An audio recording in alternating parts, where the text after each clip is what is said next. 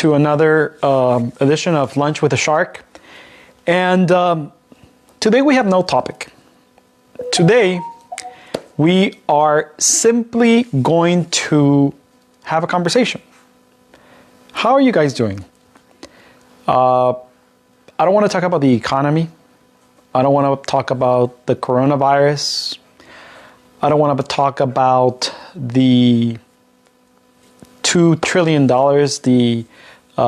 they're injecting into the economy, because we hear it all the time in the news. So let's talk about something else. Let's talk about your business. Let's talk about what are you doing to support other people in the community thrive in their small businesses. I kind of sort of sound like the commercial from American Express for the Small Business Day, Saturday or something like that. I'm not very sure. I think it's a Saturday in November, the Small Business something night. So how can we help?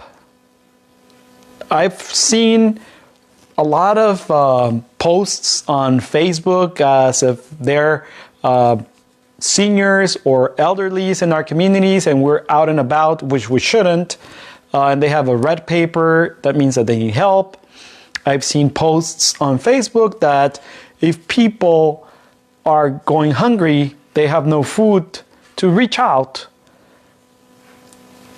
The biggest problem that we have in small business owners,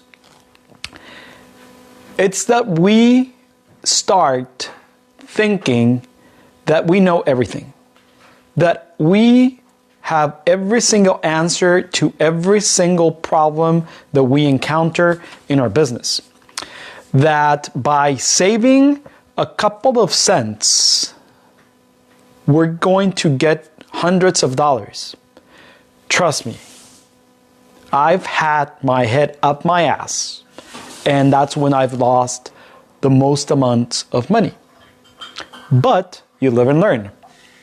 You need to realize that it's okay to ask for help. As a small business, or as a thriving small business, you should be supporting your local community. How can you do that? We here in Invictus Advisors in our house, in your home, we've been ordering takeout from small mom and pop shops that we hardly frequent. I understand that big chains of restaurants are suffering, but most of them have a plan. Most of them have everything under control to a point. They have amazing accountants that have helped them plan and project their cash flow. They have amazing attorneys that have review and acquire decent insurance policies for probably cases like this. They probably have an inside information, or they've done something to mitigate this situation. What have you done? I think it's time for you to slow down, take a step back, and analyze how have you reacted to this situation. Have you been reactive or have you been proactive?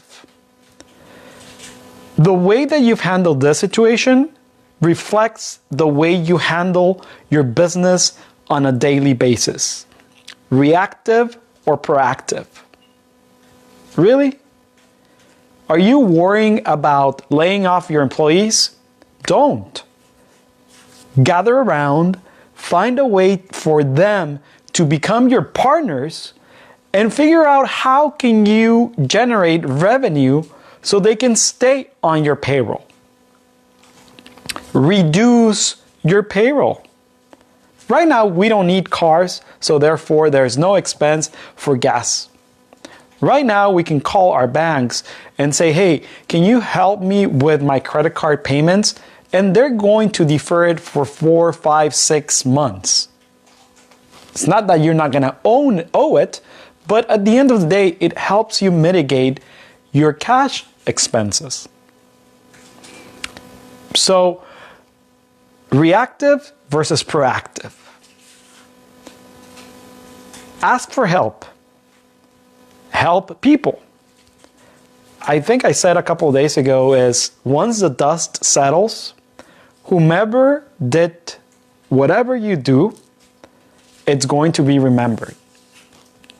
So my advice to you is analyze how reactive you are versus how proactive and fast you act. Different examples on how you can help your community is as simple as going around, and if your neighbor has not pulled in their trash can for the last week, just pull it aside for them as close as possible without being in contact with them or having yourself in risk.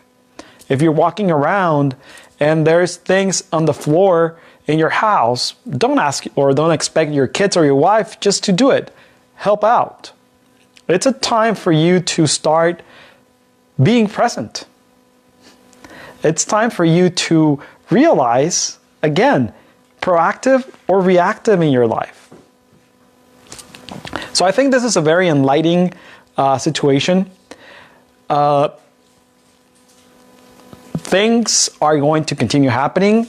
Nothing is already resolved. But again, nothing is lost. See you tomorrow and have a good afternoon. Ciao.